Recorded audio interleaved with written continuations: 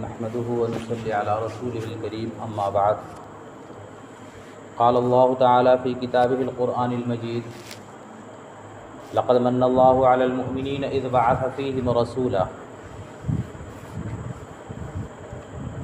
محمد کی محبت دین حق کی شرط اول ہے۔ محمد کی محبت دین حق کی شرط اول ہے، اسی میں ہو اگر خامی تو سب کچھ نامکمل ہے۔ اللہ تعالیٰ نے قرآن مقدس میں فرمایا کہ ہم نے مومنین پر احسان کیا۔ دنیا کی ساری نعمتیں جب اللہ نے دیا تو نہیں کہا، اللہ نے زمین آسمان بنایا، خود انسان کو بنایا، تمام چیزیں بنائیں، پھل فروٹ، یعنی ہمارے کام کی بہت سی چیزیں اللہ نے بنائی، لیکن احسان کا لفظ اللہ نے نہیں ذکر کیا۔ لیکن جب نبی صلی اللہ علیہ وسلم کی بعثت کا ذکر کیا تو لقد من اللہ کے ذریعے سے کیا کہ اللہ نے احسان کیا نبی صلی اللہ علیہ وسلم کو بھیج کر ہمیں میں سے، یعنی انسانوں میں سے بھیج کر ہم پر احسان کیا۔ اور اس احسان میں دو طریقے سے احسان کیا، ایک تو یہ احسان کہ دوسرے ہم پر یعنی اس امت پر۔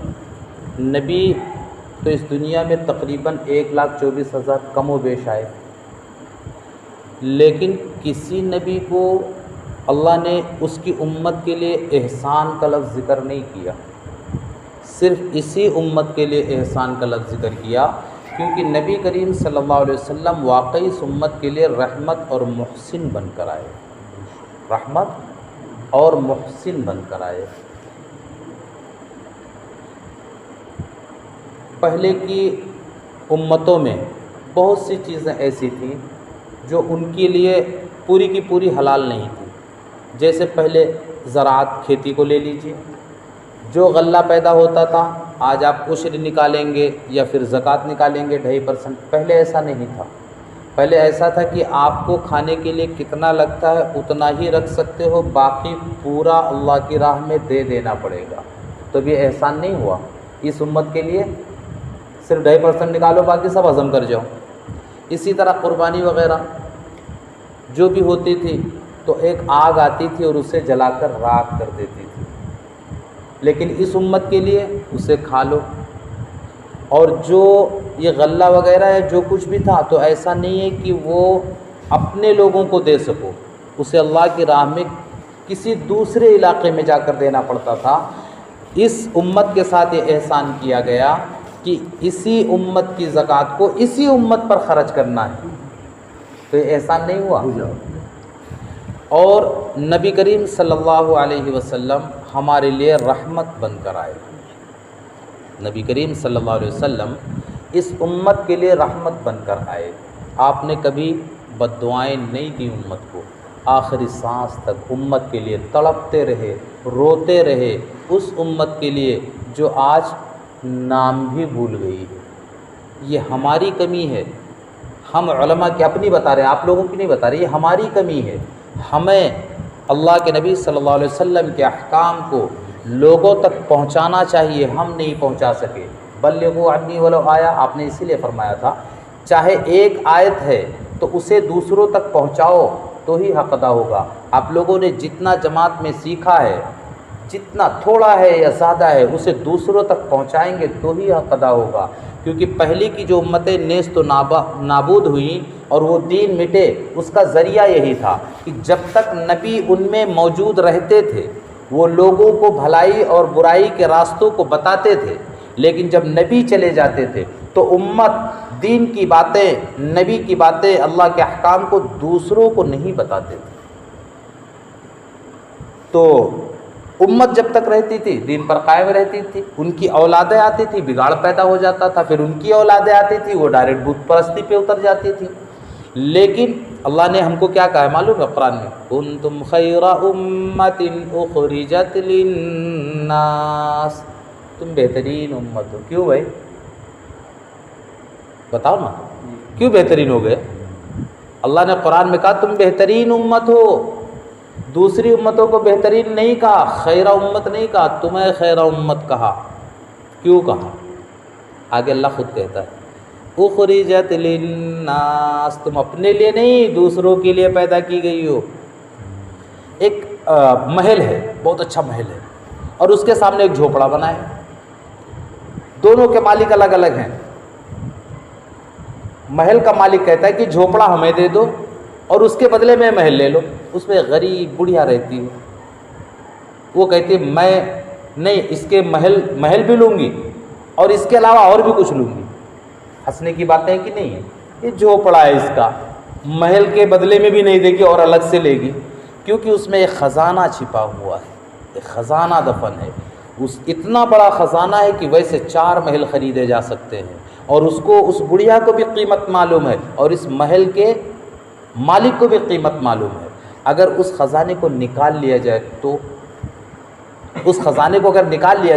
تو محل سے بدلے گا؟ نہیں بدلے گا۔ تو ہمیں جو خیرہ امت کہا گیا، تأمرون بالمعروف وتنہون عن المنکر، کیوں کہا گیا؟ ترجمہ تھوڑا کچھ جان پائے گا کیا؟ ترجمہ معلوم ہے؟ نہیں۔ تأمرون بالمعروف، تم بھلائی کا حکم کرتے ہو، وتنہون عن المنکر، اور برائیوں سے روکتے ہو۔ اس خزانے کی وجہ سے تم قیمتی ہو، ویسے قیمتی نہیں ہو۔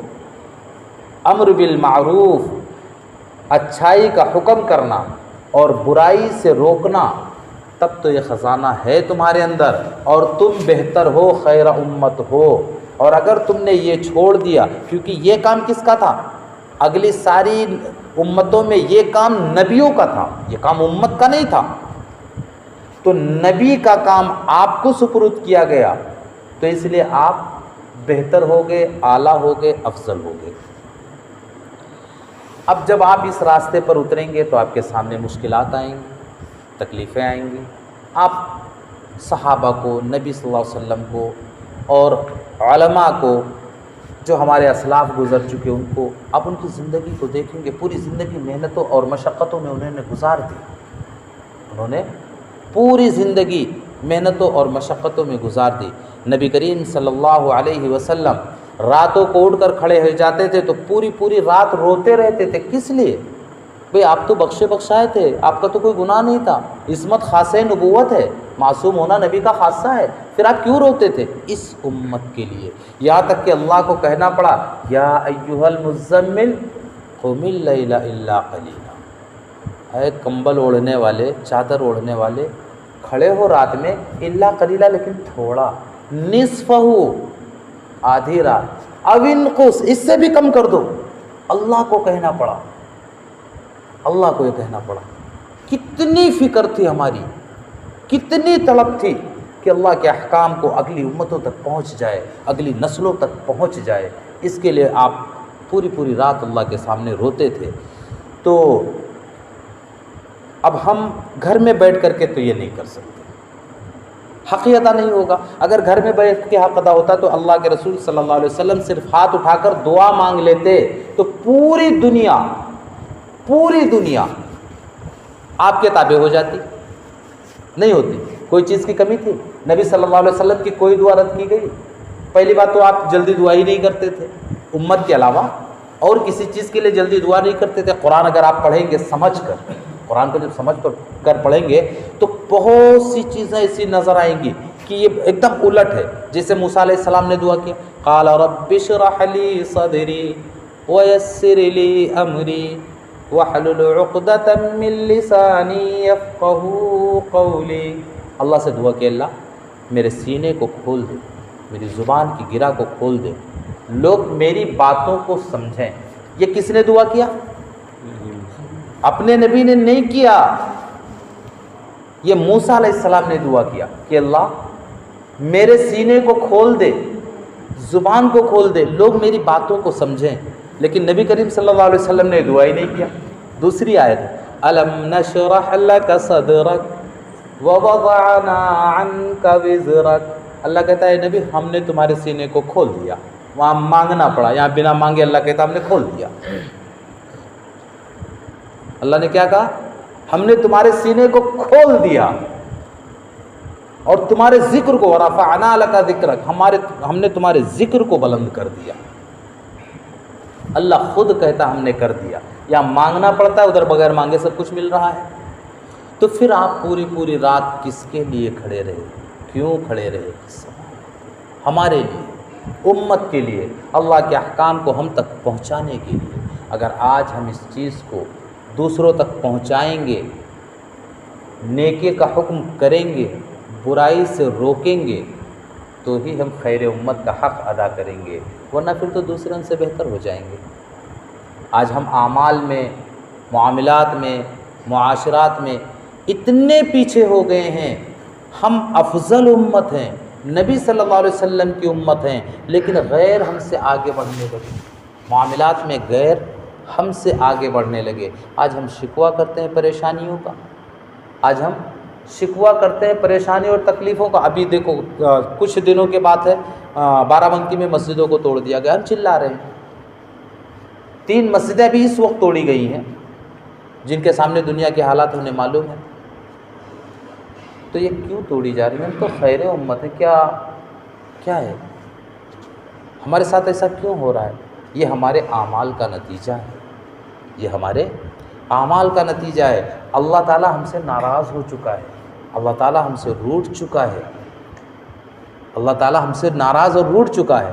ہم نے نبی کریم صلی اللہ علیہ وسلم کے طور و طریقے کو چھوڑ دیا ہے، اور جب تک نبی کریم صلی اللہ علیہ وسلم کے طور و طریقے کو نہیں اپنائیں گے، ہم کتنا بھی علم حاصل کر لیں، کتنی بھی کامیابی حاصل کر لیں، کتنی بھی دولت حاصل کر لیں، لیکن ہم کامیابی نہیں پا سکتے، ہم کامیابی نہیں پا سکتے۔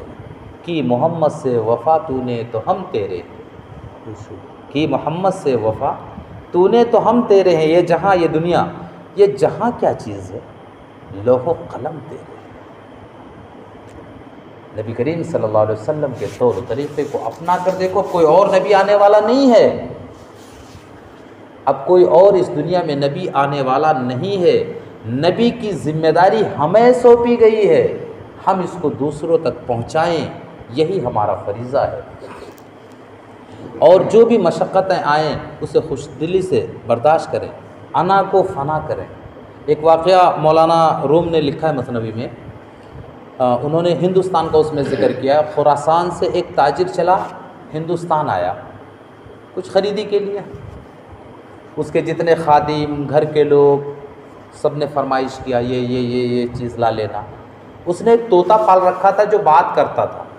آخر میں طوطے کے پاس گیا اور کہا تمہارے لیے کیا لائیں گے، کیا لائیں گے تمہارے لیے؟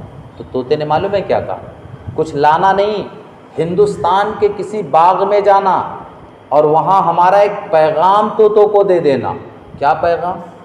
ان سے صرف اتنا کہہ دینا کہ تم کھلی آزادی کی ہواؤں میں سانس لیتے ہو، باغاتوں میں پھرتے ہو، عیش و عشرت کرتے ہو، اور تمہارا ایک ساتھی ہماری قید میں ہے، کیا تمہیں یہ زیب دیتا ہے؟ صرف اتنا کہہ دینا بس، اور کچھ نہیں لانا، صرف اتنا کہہ دینا۔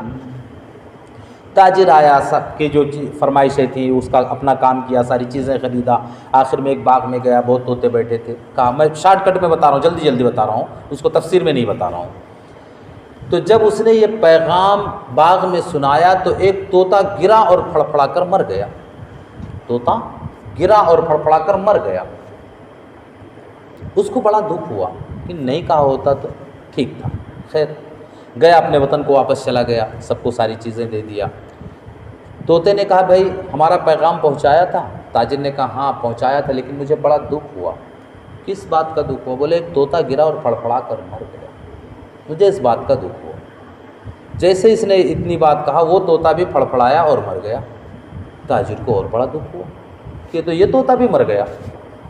اس نے اس کو نکالا پنجرے سے باہر پھینکا، جیسے پھینکا اڑ کر گیا، درخت پہ بیٹھ گیا، بات کرتا تھا۔ تو اس نے کہا رک، یہ راز کیا ہے یہ تو مجھے بتا دے، راز کیا ہے یہ تو بتا دے۔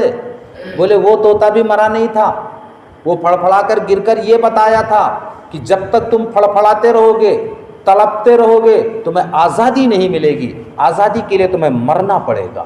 ہم نے بھی مرنے کا ناٹک کیا اور تم نے بھی ہمیں آزاد کر دیا. تو اے دنیا والو تم اپنے نفس کو مٹا دو، اس کی خواہشات پر چلو گے تمہیں آزادی نہیں ملے گی، اسے مٹانا پڑے گا. جس دن یہ نفس مٹ گیا آپ کامیاب ہو گئے. آپ نے تمام دنیا کے واقعات سنے ہوں گے. اب تو لوگ زیادہ دن سے جماعت میں، ہم تو بھی آئے ہیں، جماعت میں تو واقعات بیان ہوتے رہتے ہیں. آپ نے تمام واقعات سنے ہوں گے، صحابہ اکرام کے سنے ہوں گے کہ دریا میں گھوڑے ڈال دیتے تھے. خالد ابن ولید رضی اللہ تعالیٰ عنہ کا ہے، انہوں نے 2-3 دریاؤں میں گھوڑے ڈال دیے ہیں، ان دریاؤں میں جن میں سے نکل پانا مشکل تھا، جہازوں کا نکلنا مشکل تھا. دشت و دشت ہے دریا بھی نہ چھوڑے ہم نے، بحر ظلمات میں دوڑا دیے گھوڑے ہم نے. ہم تو وہ ہیں کہ جس نے زمین نہیں دریاؤں میں اپنے گھوڑے دوڑا دیے. ہم تو وہ ہیں کہ ہمیں سمندروں نے راستے دیے. ہم تو وہ ہیں کہ جنگلوں نے ہمیں راستے دیے.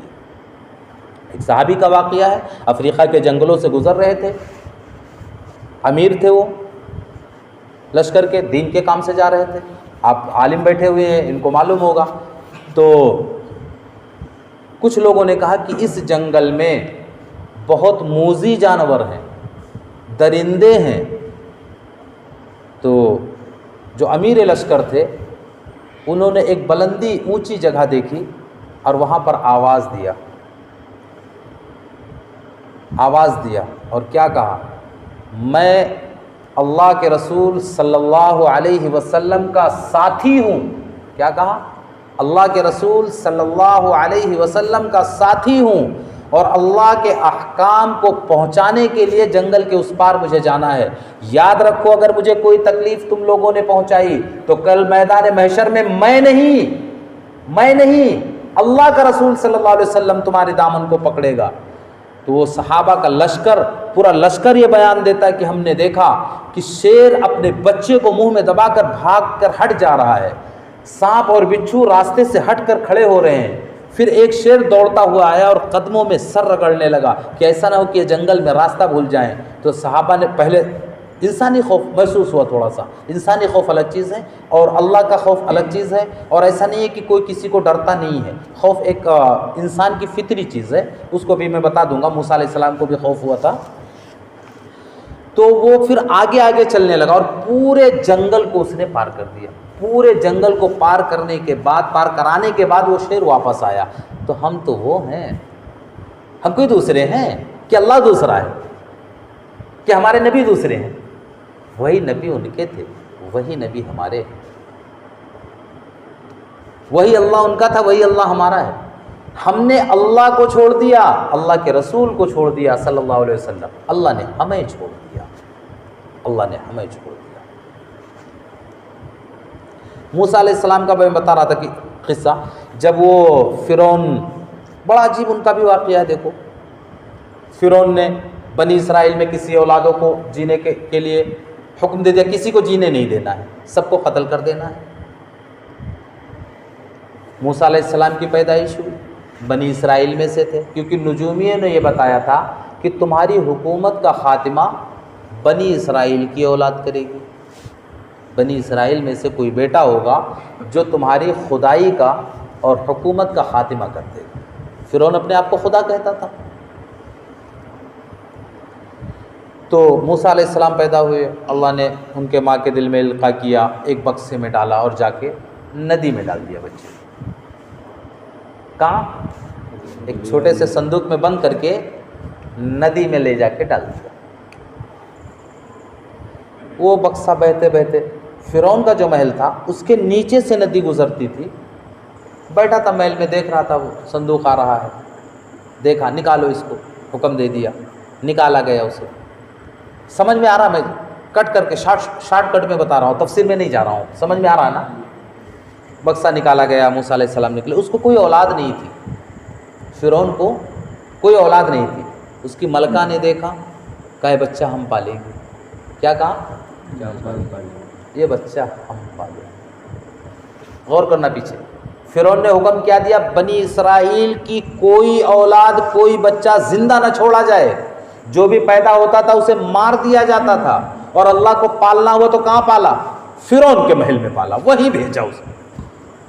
اللہ آج بھی تو وہی ہے، ہمارا کہیں بدل گیا ہے؟ اللہ بدل گیا ہے؟ بولو نا بیٹا، میں تقریر نہیں کر رہا ہوں، میں بیان کرنا میرا مقصد نہیں ہے، میرا مقصد آپ لوگوں کو بتانا، کچھ سمجھانا ہے۔ تو اللہ تو آج بھی وہی ہے نا۔ اب اس کو دیکھو، اللہ کا نظام دیکھو، اللہ جب اللہ کی طرف رجوع ہو، اللہ کو پکڑو، تو اللہ نظام کیسے بناتا ہے۔ اب اس کی ملکہ نے کہہ دیا کہ اس بچے کو ہم پالیں گے، اولاد تو تھی نہیں، ٹھیک ہے بھائی پال لو۔ اب دودھ پلانے کے لیے کسی کا دودھ نہیں پی رہے موسیٰ علیہ السلام، صرف روئے جا رہے۔ کسی نے آ کے ان کی ماں کا نام لیا کہ وہ ایک غریب عورت ہے، بڑی نیک ہے، شاید اس کا دودھ پی لے، اور ادھر وہ بھی بے چین ہے۔ قرآن میں اس کا ذکر ہے، 19ویں پارے میں ہے، اور 2-3 جگہ ملا کر کے ذکر ہے۔ تو خادمہ گئی، ان کو بلا کے لائی، جیسے موسیٰ علیہ السلام کو گود میں لیا، دودھ پلائے، وہ چپ ہو گئے، نوکری بھی لگ گئی۔ اپنے ہی بیٹے کو دودھ پلانے کی نوکری، یہ تو نہیں کہہ سکتی تھی میرا بیٹا ورنہ قتل کر دیا جاتا۔ تو اللہ نے فرعون کے محل میں ہی پالا، جو دشمن تھا، اور ماں کا ہی ان کے دودھ پلوایا، اور وہ بھی اس کا بدل دے کر، اجرت دے کر، ان کے گھر کی بھی پریشانی ختم ہو گئی۔ شاہی خاندان کی داعیہ ہے۔ تو نظام قدرت آج بھی اللہ وہی ہے، اللہ نہیں بدلا۔ جو اللہ اس ٹائم تھا وہ اللہ آج ہے۔ ابراہیم علیہ السلام کو آگ میں ڈالا گیا، آگ کی حالت کیا تھی؟ سنے ہوں گے نا، کتنا بھڑکایا گیا تھا اس آگ کو کہ اس کے دور سے، یعنی 1-2 میل دور سے اگر کوئی پرندہ نکلتا تھا تو وہ بھی جل جاتا تھا۔ اس میں ابراہیم علیہ السلام کو پھینکا گیا، اور آپ کا ایک ذرہ، ایک بال نہیں جلا، الٹا ٹھنڈی لگ رہی تھی۔ آگ میں کیا ہوا؟ ٹھنڈی ہو گئی۔ اللہ کو کہنا پڑا سلامن۔ پہلے اللہ نے کیا کہا؟ قلنا یا نار کونی بردن، اے آگ ٹھنڈی ہو جا، اے آگ ٹھنڈی ہو جا۔ جب ٹھنڈی لگنے لگی تو سلامن، اللہ نے کہا سلامتی والی ٹھنڈی بن، جاڑا لگ رہا ہے، ایسی ٹھنڈی ہو کہ نہ گرمی لگے نہ جاڑا لگے۔ وہی اللہ ہمارا بھی تو ہے کہ دوسرا ہے؟ ابراہیم علیہ السلام کا اللہ دوسرا تھا کیا؟ وہی اللہ ہمارا ہے۔ اور ہم تو محبوب صلی اللہ علیہ وسلم کے امتی ہیں، ہم تو ان کے امتی ہیں جو سب سے محبوب، سب سے افضل، سب سے اعلیٰ۔ اللہ نے کسی کو آسمان پر نہیں بلایا، اپنے پاس کسی کو نہیں بلایا، لیکن ہمارے نبی صلی اللہ علیہ وسلم کو اللہ تعالیٰ نے اپنے پاس بلایا، اپنے پاس بلایا، قریب بلایا، اتنا قریب۔ تفسیر میں کیا کہتے ہیں؟ کمان سے جتنی دور بدھی ہوتی ہے، لیکن قرآن کیا کہتا ہے؟ فَكَانَ قَابَ قَوْسَيْنِ أَوْ أَدْنَىٰ۔ جب اتنی دور پہنچے جتنی دور کمان سے بدھی ہوتی ہے تو اللہ نے کیا کہا؟ او ادنا، اور قریب آ جاؤ۔ اللہ نے کیا کہا؟ اور قریب آ جاؤ۔ ان کے امتی ہمیں، نام بھی ہمیں پتہ نہیں ہے کہ ہمارے نبی کون ہے۔ اس امت کو اپنے نبی کے نام کا پتہ نہیں ہے۔ اتنے محبوب، اتنے اعلیٰ اور افضل اللہ کے بعد از خدا بزرگ تو یہ قصہ مختصر۔ اگر اللہ کے بعد کسی کا مرتبہ ہے اور تو کچھ تعریف کی ہی نہیں جا سکتی ہے، سیاہی ختم ہو جائے گی، قلم ٹوٹ جائے گی، نبی صلی اللہ علیہ وسلم کی تعریف تو کبھی ختم ہی نہیں ہو سکتی۔ بعد از خدا بزرگ تو یہ قصہ مختصر بات یہ ہے کہ اللہ کے بعد اگر کسی کا مرتبہ ہے تو نبی کریم صلی اللہ علیہ وسلم۔ آپ نے ہمارے لیے بڑی مشقتیں برداشت کی، اس دین کو ہم تک پہنچانے کے لیے بڑی تکلیفیں برداشت کی۔ آج ہمارا کام ہے کہ اس سے ہم، جو امت اللہ کے احکام کو بھول چکی ہے، اللہ کے رسول صلی اللہ علیہ وسلم کے طریقے سے ہٹ چکی ہے، ہم انہیں بتائیں، جو جان گئے ہیں وہ بتائیں، ان کی فکر کریں۔ اسی میں ہماری بھی بھلائی ہے اور ساری دنیا کی بھی بھلائی ہے۔ آج ہم شکوہ شکایت کرتے ہیں فلاں چیزیں ٹوٹ گئی، فلاں مسجد توڑ دی گئی، ہمارے ساتھ ظلم و زیادتی ہوتی۔ مسجدیں ویران ہیں۔ اتنی اچھی مسجد حافظ صاحب نے محنت کر کے، مشقت کر کے بنایا ہوگا، آسانی سے نہیں بنی ہوگی یہ، کیا آسانی سے بنی ہوگی؟ لیکن یہ نمازی نہیں ہیں تو کل اللہ کا عذاب نہیں آئے گا؟ یہ مسجدیں روتی ہیں، ان کی آہیں ہمیں لگتی ہیں، ہمارے حالات بگڑتے چلے جا رہے ہیں۔ اسلام کو لوگ ختم کرنا چاہتے ہیں، لیکن اسلام کو کفار کبھی نہیں ختم کر سکتے، یاد رکھو۔ اسلام کو جب بھی نقصان پہنچے گا تو اسی اسلام کے علمبرداروں سے پہنچے گا۔ آج ہم اسلام کو ہم خود مٹا رہے ہیں، غیر کیا مٹائیں گے؟ غیروں میں ہم جاتے ہیں، کوئی ہم سے پوچھے، ایک سیمینار میں ہم نے ایک سوال کر لیا کہ پنڈت جی یہ بتائیے کہ آپ عروج پر جا رہے ہیں اور ہم زوال پذیر ہو رہے ہیں، ایسا کیوں؟ تو اس نے معلوم ہے کیا جواب دیا؟ اتنی کتابیں پڑھی تھی، ہمیں یہ جواب نہیں معلوم تھا۔ اس نے کہا آپ ہمارے راستے پر چلنے لگے اس لیے زوال پذیر ہو گئے، اور ہم آپ کے راستے پر چلنے لگے اس لیے عروج پہ آ گئے۔ انہوں نے کہا عوام نہیں سمجھے گی، تھوڑا تفسیر کر دیجئے۔ تو کہا 10 منٹ کا وقت دیا گیا ہے، میں بھی شارٹ، وہاں وقت کم دیا جاتا ہے اس لیے ہم لوگ شارٹ فارم میں بات کرتے ہیں، تفسیر میں نہیں جاتے۔ تو اس نے بتایا کہ جیسے صبح جلدی اٹھنا اور اپنے بھگوان کی پرارتھنا کرنا یہ تمہارا کام تھا، ہم تو دن نکلنے کے بعد اٹھتے تھے، یہ ہم نے اپنا لیا، اب تم دن نکلنے کے بعد اٹھتے ہو، اور ہم صبح جلدی اٹھتے ہیں، اشنان کرتے ہیں اور اپنے بھگوان کی پرارتھنا کرتے ہیں، اس لیے ہم عروج پر اوپر جانے لگے اور تم نیچے آنے لگے۔ ہم نے کہا کچھ پریشانیوں کا علاج بتا دو۔ اس نے کیا کہا؟ ایک عالم سے کہہ رہا ہے قرآن جا کے پڑھو۔ کیا بولا؟ قرآن پڑھو، اور اس آیت پر غور کرو، وَأَنْتُمُ الْأَعْلَوْنَ إِن كُنتُم مُؤْمِنِينَ۔ تمہارا قرآن کہتا ہے کہ وَأَنْتُمُ الْأَعْلَوْنَ، تم ہی اعلیٰ مقام پر ہوگے، ہر وہ مقام جو اعلیٰ ہے۔ اگر پردھان منتری کا مقام اعلیٰ ہے تو پردھان منتری تم ہوگے، اگر بادشاہت کا مقام اعلیٰ ہے تو بادشاہ تم ہوگے، اگر پولیس محکمے میں ایس پی ڈی ایم جس کا مقام اعلیٰ ہے اس اعلیٰ مقام پر تم ہوگے۔ شرط یہ ہے ان کنتم مؤمنین، اگر تم مومنین بن جاؤ، تم نہ مومن ہو کہ تمہیں اعلیٰ مقام مل جائے، نہ تم کافر ہو کہ یہ دنیا تمہارے لیے جنت بن جائے۔ کیا کہا؟ نہ تم مومن ہو کہ تمہیں اعلیٰ مقام مل جائے، اور نہ تم کافر ہو کہ یہ دنیا تمہارے لیے جنت بن جائے۔ کسی میں نہیں گنتی ہے۔ دعا یہ کرو کہ اس دنیا میں لوگ ہمیں مسلمان کہتے ہیں، اللہ کی لسٹ میں بھی ہمارا نام مسلمان رہے، مرنے کے ٹائم اللہ تعالیٰ ہمارے ایمان کو سلب نہ کرے، اللہ تعالیٰ ہمارے ایمان کو بچائے رکھے، تاکہ کل نبی کریم صلی اللہ علیہ وسلم ہماری شفاعت کر سکے۔ اگر ایمان ہی سلب ہو جائے گا تب تو آپ شفاعت بھی نہیں کریں گے نا، تب تو کفار میں گنتی ہو جائے گی۔ اگر امت میں گنتی رہی، مومن میں گنتی رہی، بھلے گنہگار کیوں نہیں رہیں گے، خطا کار ہی کیوں نہیں رہیں گے، لیکن نبی کریم صلی اللہ علیہ وسلم کم سے کم ہماری شفاعت تو کریں گے۔ تو ہماری کوشش یہ ہونی چاہیے کہ ہم نبی کریم صلی اللہ علیہ وسلم کی شفاعت کے باہر نہ نکل جائیں۔ ذرہ برابر ایمان کیوں نہیں باقی رہتا، لیکن باقی رہے۔ اسی لیے اللہ کے رسول صلی اللہ علیہ وسلم اگر گھر میں بیٹھ جاتے تو دین ہم تک نہیں پہنچتا۔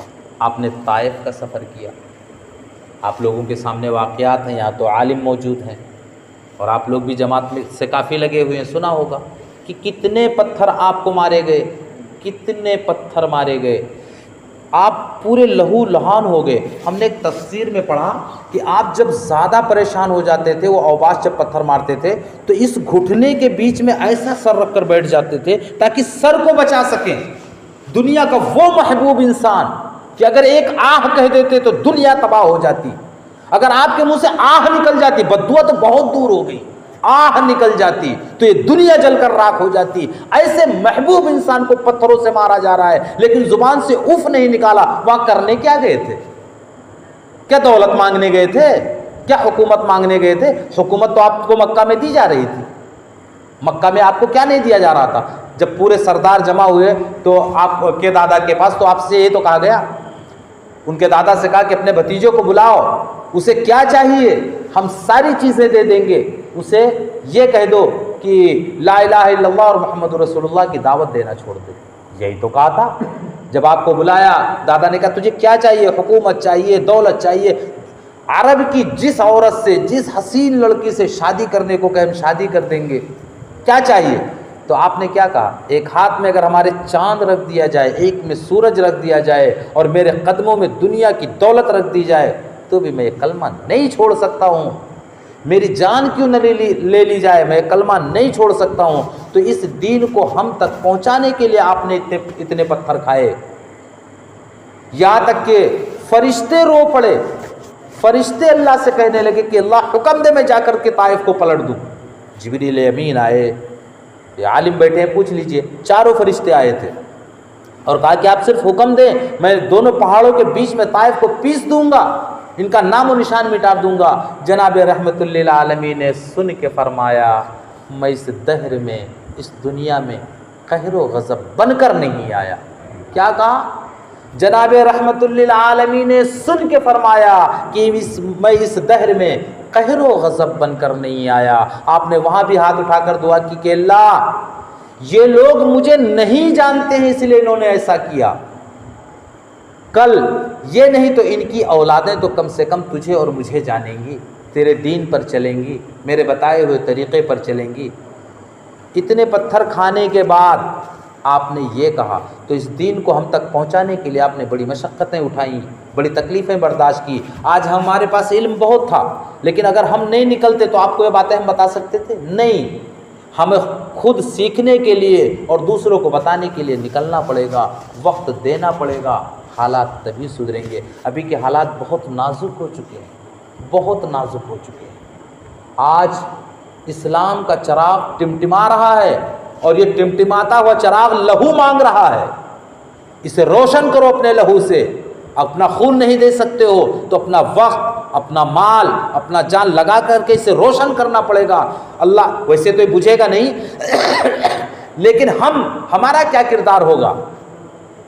اسلام کی شمع بجھے گی نہیں، یہ چراغ ٹمٹماتا رہے گا، کل آج نہیں تو کل روشن ہوگا۔ لیکن کل میدان محشر میں اگر اللہ نے یا اس کے رسول نے ہم سے سوال کر لیا کہ تمہارا کیا کردار تھا، تم نے دین کو کتنا آگے بڑھایا، اسلام سسک رہا تھا، اسلام کو مٹایا جا رہا تھا، ختم ہو رہا تھا، تم نے اسے آگے بڑھانے کے لیے کیا کیا، تو ہمارے پاس کیا جواب ہوگا؟ ہم اپنے ایمان کو بچانے کے لیے، اپنے ایمان کو بچانے کے لیے شاید رئی کے دانے کے برابر بچ جائے، اس کے لیے ہم نکلیں گے، اس کے لیے محنت کریں گے، کوشش کریں گے۔ جب ہم کسی سے کہیں گے تو اس کا عکس ہم پر آئے گا اور ہم اس پر قائم رہیں گے۔ اگر ہم کہنا چھوڑ دیں گے تو اگلی امتوں کی طرح ہم بھی مٹا دیے جائیں گے۔ اگلی امتیں اسی لیے مٹا دی گئیں کہ انہوں نے دین کو دوسروں سے کہنا، آگے بڑھانا چھوڑ دیا تھا۔ تو آپ لوگ بھی تھوڑا سا کچھ وقت دیجئے، چچا ہم آپ کے پاس آئے ہیں، آپ بھی تھوڑا سا وقت دیجئے، 1 دن 2 دن 3 دن جو بھی اللہ آپ کو توفیق دے، کیونکہ یہ دین آسانی سے ہم تک نہیں آیا ہے۔ آج یہ ہمارے زندگی سے ختم ہو رہا ہے، ہمارے گاؤں سے ختم ہو رہا ہے، ہمارے علاقے سے۔ یہ قریب رہی جماعت، تھوڑا سا وقت دو۔ اللہ کے رسول صلی اللہ علیہ وسلم نے اتنی مشقتیں برداشت کی۔ ہم نہیں کہتے 40 دن 4 مہینہ، وہ تو ہم نہیں کہتے۔ 1 دن آپ سے ہو سکتا ہے، 1 دن 2 دن ہو سکتا ہے، 2 دن، کم سے کم 3 دن، لیکن وقت دو۔ آج اسلام کو ہماری ضرورت ہے، ساری دنیا اسے مٹانے پہ لگی ہے، اور ہم جو اسلام کے علم بردار ہیں اگر ہم ہی اسے زندہ نہیں کریں گے تو کیا دوسرا آئے گا؟ ویسے آئے گا تو دوسرا، میرے علم کے مطابق آئے گا تو دوسرا، اس سے بھی خوف کھانا چاہیے۔ ان اللہ لا یغیر ما بقوم حتی یغیروا ما بانفسہم، اللہ کہتا ہے کہ میں کسی قوم کی حالت اس وقت تک نہیں بدلتا جب تک وہ خود اپنے آپ کو بدلنے کی کوشش نہ کرے۔ آج 3% برہمن ہیں اپنی انڈیا میں، برہمن کتنے پرسنٹ ہیں؟ 3%۔ پردھان منتری ان کا ہے، مکھ منتری ان کا ہے، اور یہ راشٹرپتی ان کا ہے، فوج کے اعلیٰ عہدے پہ وہ ہیں۔ 3% ہے، 3%، اور مسلم 25% ہے انڈیا میں انڈیا کی بات کر رہا ہوں، ہم 25% ہیں اور برہمن 3% ہیں۔ جب ہم اپنے آپ کو نہیں بدلیں گے، کہیں ایسا نہ ہو کہ اللہ تعالیٰ ہمیں ہٹا دے اور دوسروں کو لا لے۔ ہم اس بات سے کب سے ڈرنے لگے؟ ہم نے دیکھا ہے کہ جو نو مسلم ہمارے ہاتھ پر ایمان لاتے ہیں، یقین مانو میں عالم ہوں، میں اللہ کے گھر میں بیٹھ کر کہتا ہوں کہ میرا خود کا ایمان اتنا مضبوط نہیں ہے جتنا ان نو مسلموں کا ہے۔ جتنی وہ قربانیاں دیتے ہیں میں نہیں دے پاتا ہوں، جتنی وہ مشقتیں کرتے ہیں میں خود نہیں کر پاتا ہوں، میں عالم ہو کر کے۔ تو کہیں ایسا نہ ہو کہ اللہ تعالیٰ اسی قوموں کو کھڑا کر دے اور ہمیں اٹھا کر پھینک دے۔ اس ڈر سے ہم لگے ہیں، اس ڈر سے ہم نکلے ہیں کہ ایسا نہ اللہ ہمیں بھی نکال کر پھینک دے اور انہی کو کھڑا کر دے اور انہی سے ہم کو کٹوا دے اور ختم کرا دے۔ اس لیے فکر کرو اس بات کی فکر کرو کہ اللہ ہم ہی سے یہ کام لے لے، ہم ہی سے یہ کام لے لے، ہم کو خود اللہ قبول کر لے۔ تو تھوڑا سا وقت دیجئے آپ لوگ بھی، بھیا ہے ابھی تو سب لوگوں کسی ایک کو دو کم سے کم۔ تو ان کا لوگ آپ کہ بھیا ہم لوگ کہاں کہ ہمارے لوگ حق ہی نہیں، کہا جاہل لوگ۔ اس امت کا ہر انسان قیمتی ہے، اس امت کا ہر انسان قیمتی ہے۔ علی حافظ سوتا رہا ہے اور جاہل